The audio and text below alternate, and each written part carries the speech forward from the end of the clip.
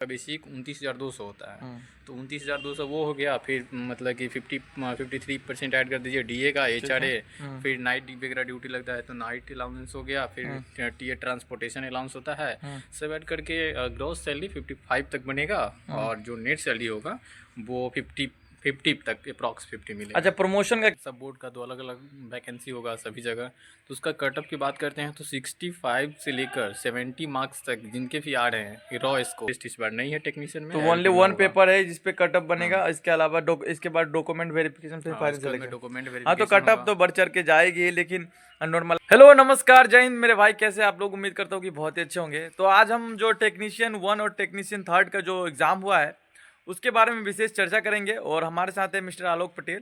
अभी ये टेक्नीशियन 1 के तौर पे काम कर रहे हैं, अभी ड्यूटी जा रहे थे आइडेंटिटी कार्ड लगा के। तो हमने सोचा कि 2 मिनट पहले कटअप पे बात कर लेते हैं। उसके अलावा जो टेक्नीशियन का वर्क प्रोफाइल, सैलरी वगैरह होता है, सिलेक्शन के बाद किस हिसाब से प्रमोशन होता है, उन सब के बारे में थोड़ा सा ब्रीफ चर्चा कर लेते हैं। तो चलिए आप थोड़ा अपने बारे में 2 शब्द बताइए। मैं पूर्व मध्य रेल हाजीपुर के अंतर्गत जो सोनपुर डिवीज़न है, सोनपुर डिवीज़न में जो मुजफ्फरपुर जंक्शन आता है वहीं पे टेक्नीशियन 1 के पद पर कार्यरत हूँ। ये थोड़ा आइडेंटिटी कार्ड दिखा दीजिए अपना लोगों का। ये ठीक है, अभी जा ही रहे हैं ये ड्यूटी। अच्छा, जो अभी एग्ज़ाम हुआ है, ठीक है। अच्छा, वैसे एग्ज़ाम का जो कट ऑफ रहता है वो तो 3-4 चीज़ों पे डिपेंड करता है, जैसे कि सही, हाँ। जैसे कि एग्ज़ाम पे का लेवल कैसा था, ठीक है। बच्चे कितने, डिफिकल्टी लेवल रहता हाँ है वही, उसका हो गया। और बच्चे कितने उसमें अपेयर हुए हैं, ठीक है। वैकेंसी कितनी आई है, प्रीवियस ईयर का कट ऑफ क्या रहा है, ठीक है। तो वो सब तो एक डिटेल। और उसके अलावा भी जोन वाइज कट ऑफ निकलता है, ठीक है। और इसके अलावा ट्रेड वाइज भी कट ऑफ निकलता है, ठीक है, कि जो मतलब किस ट्रेड में कितना सीट खाली है उसके अकॉर्डिंग जो कट ऑफ एनालाइज होता है। तो कोई भी एग्जैक्ट कट ऑफ तो आपको नहीं बता सकता है, लेकिन हाँ, मोटा मोटी एक आइडिया होता है सेफ स्कोर के बारे में कि इतना से इतना के बीच में अगर आपका मार्क्स आ रहा है तो थोड़ा बहुत चांसेस है कि मतलब आप सेफ हो। तो वो जो नंबर है उसके बारे में आप कुछ आइडिया दीजिए। देखिए, जितने भी स्टूडेंट्स एग्ज़ाम दिए हैं सब बोर्ड का तो अलग अलग वैकेंसी होगा सभी जगह। तो उसका कटअप की बात करते हैं तो 65 से लेकर 70 मार्क्स तक जिनके भी आ रहे हैं रॉ स्कोर, सेफ है। क्योंकि नॉर्मलाइजेशन होगा तो 5-6 नंबर तक तो बढ़ना एकदम डिफिनिट है।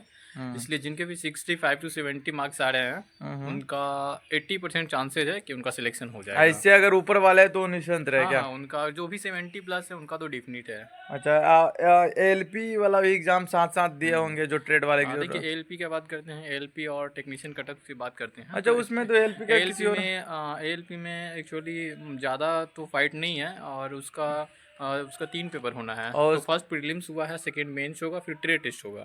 तो इसमें 15 टाइम्स देना है रिजल्ट, तो यानी उसका तो 15 अलग गुना हो गया रिजल्ट फिर। देगा। हाँ, तो उसमें जिसका भी 35 प्लस है, उसका हो जाए। 75 में 35 प्लस है, वो मेंस अच्छा, की तैयारी में लगे टेक्नीशियन हैं, का ट्रेड जो वगैरह पढ़ना एक ही शुरू कर एग्जाम दिया। है। टेक्नीशियन का एक ही एग्ज़ाम है। और इस बात करते हैं एएलपी का, तो एएलपी में 3 एग्ज़ाम होगा। नहीं नहीं, टेक्नीशियन पे ही बात करते हैं, क्योंकि टेक्नीशियन के अगले वीडियो में हम एलपी को कवर करेंगे।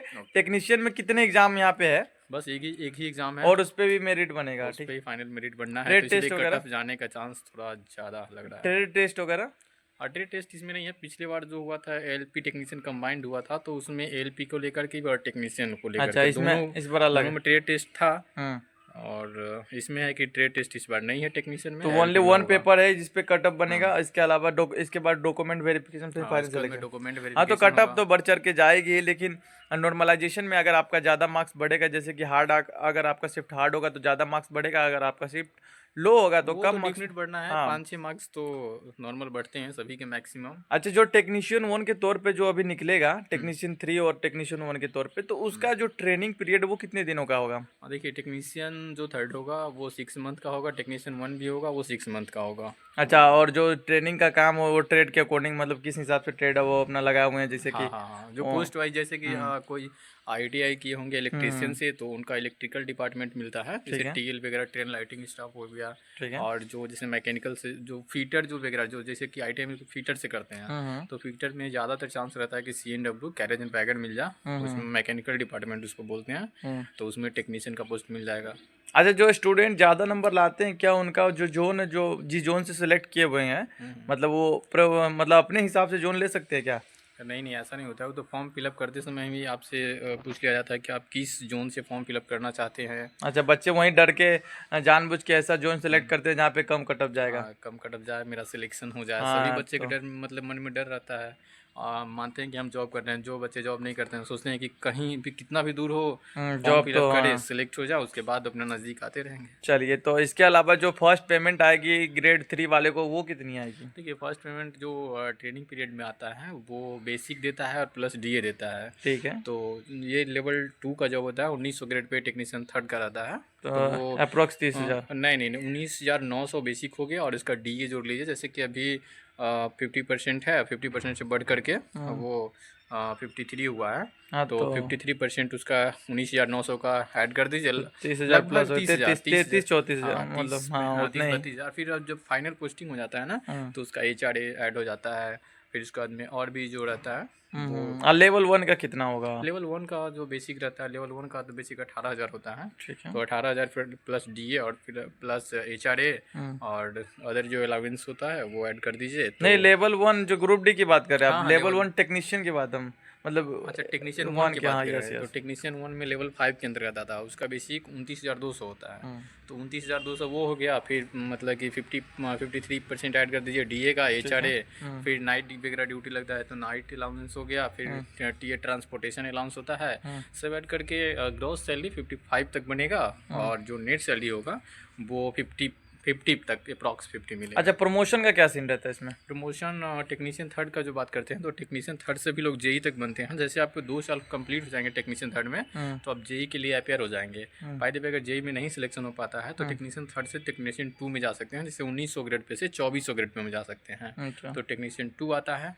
उसके बाद टेक्नीशियन 1 की बात करते हैं तो जैसे ही फिर आपको टेक्नीशियन 2 में 2 साल कंप्लीट होगा तो फिर आपको ट्रेड टेस्ट लिया जाएगा और उसके बाद में टेक्नीशियन 1 के पोस्ट पे आपको प्रमोट कर दिया जाएगा। उसके बाद होता है टेक्नीशियन 1 से MCM ग्रेड पे 42 यानी लेवल 6 में जाता है। तो फिर उसके 2 साल बाद होगा तो फिर आप 42 में मतलब 2-2 साल के बाद हाँ, तो प्रमोशन यानी मिलता है। लगभग 6-7 साल बाद ना आप मतलब टेक्नीशियन थर्ड से भी 42 ग्रेड पे में जा सकते हैं, लेवल 6 में जा सकते हैं 6 साल के बाद।